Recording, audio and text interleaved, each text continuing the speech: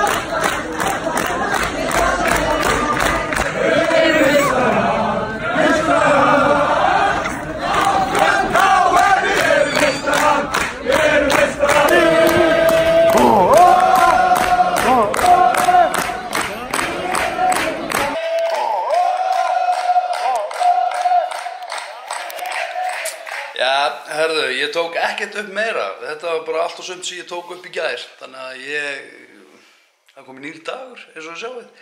Ég ætla að enda þetta núna, bara takka æðislega fyrir áhorfið, Mundu. Þú ert frábær, þú getur gert allt sem þú vilt. Njótu lífsins, sjáumst á morgun. Takk fyrir mig. Bye bye.